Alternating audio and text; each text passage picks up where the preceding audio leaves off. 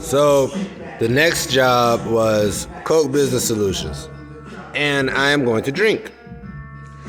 There are rumors around Alpharetta that I have a drinking problem. I drink 211. I drink Bull. I drink Colt 45. It does not bother me. It does not bother me. I'm from Savannah. I'm from the west side of Savannah. I went to school with Big Boy from Outkast's little brother. So I can drink Colt 45 and it doesn't bother me.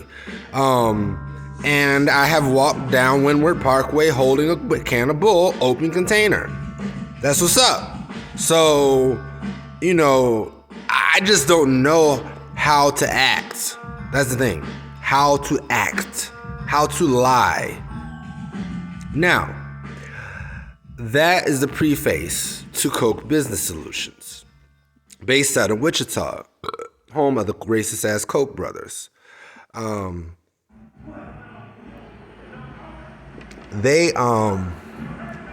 was a storage engineering position. I went to Tech Systems, right? Them bullshitters always trying to sound like, no, we have a position for you. Let's go out to lunch. So I used to just go out to lunch. Like, let's go out to lunch. And then I remember this one bitch, she like, you have to quit interviewing with people. You can't just interview with people. I want lunch, bitch. That was it. So anyway, I didn't know. They was like, the thing is, they bind with you like on a pseudo-sexual level. It's disgusting. It's like, if you know what you're doing, it's like the Tech Systems recruiters from like the 2000s and shit. They was like some fucked up Playboy bunnies. Like, nah, bruh. Anyway, nah. I can only get so graphic on LinkedIn, but I can tell a real Texas story on Facebook if Zuckerberg don't shut my ass up for talking about white women, Caucasoids. Anyway, so I got this job at Coke Business Solutions. It was a good ass job. It was like, I forgot, maybe $80,000, $90,000 a year for a storage engineer position. It was like, manage the MSA servers. It's like the MSA storage waste. And he gave this big like cult spiel on why it's so great to work for Coke. The funniest thing about Coke is Chocolate Cake Day. When they had a birthday of the Coke Daddy, and they got some damn Orson Welles picture of him up somewhere, and you can't go in if you're a contractor. You got to be a full-time employee. So that was my start of life as a contractor. It's like, you are excluded. You are not one of us. Something's wrong if you need my help off the street. Give me some chocolate cake. Anyway, there were 55 storage arrays spread out all around the nation. And I ain't getting no sleep. I forgot his name, Gary Moore. He used to help me out a lot. I asked questions. That's it.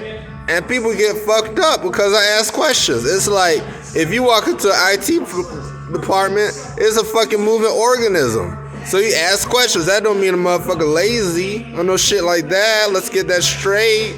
Alright? There were 55 of those motherfuckers, and they had 2 controllers each. Therefore, there were actually 110 storage arrays. So I spent most of the day parsing logs for disks that were failing and had bad health. So I remember Vint Harris, his ass was good at writing tickle. And then I forgot, it was expect or some shit. And I hacked together some script from what Vint had and some other shit I found on the internet. And some copy and paste, some duct tape, and I had like a manageable user interface where it just spit out a log that told me, okay, these disks are going bad and you can replace them and not be sad.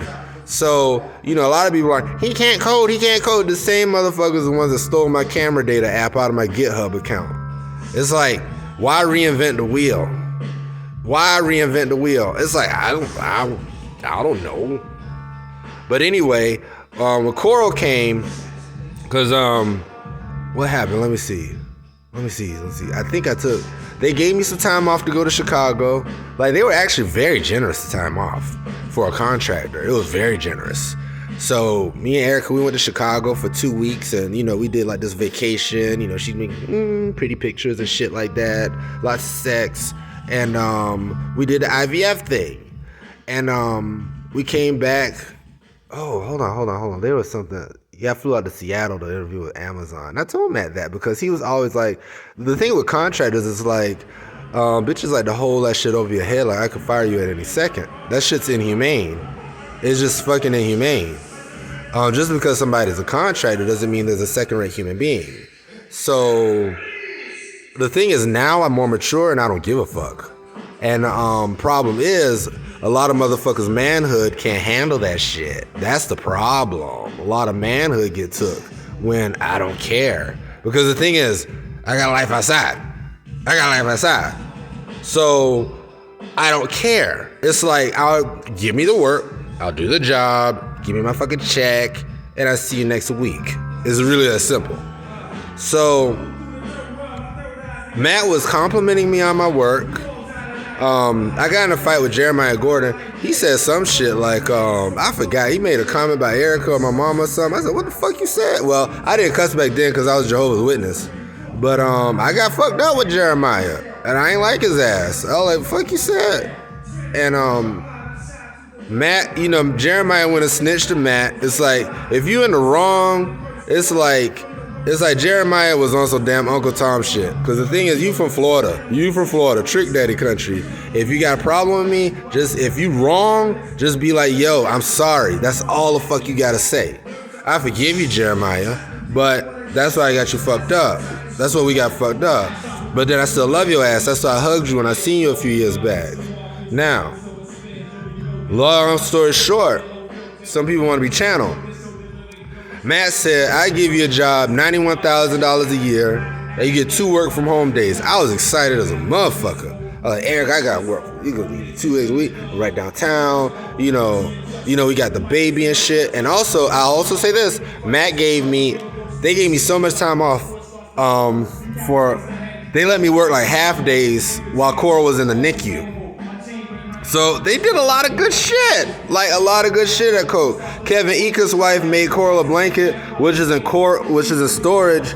And from my failed move to California and Philpott, they probably done sold all our shit. I'm scared to even call them motherfuckers because it's traumatic. I got to get like more stable, but I still want that blanket and shit out of storage. I said, can I come in and get my mama blanket and this other blankets and shit, because we like to collect quilts, me and Erica. And they're like, we can't let you in. You have to pay like $3,000 or some shit. So it's like, ashes to ashes, dust to dust. It's material things. Kevin Eakins, I love you and your wife to this day. So, long story short, Matt said, you're not a culture fit. What's a culture fit? If I could do the work, what is a culture fit? What the fuck does that mean? A culture fit. So I started looking for another job and I went to CETA. So I'm channeling Kevin Eakins. Understand this. I'm a channeler. I'm from Kansas. I read the book about the Burpos. And I'm happy that you watched the movie and interested in Christianity still, because you're a good-ass Christian. So we know you had problems, and we also knew that Kansas couldn't handle you. We felt that Atlanta had better opportunities for you.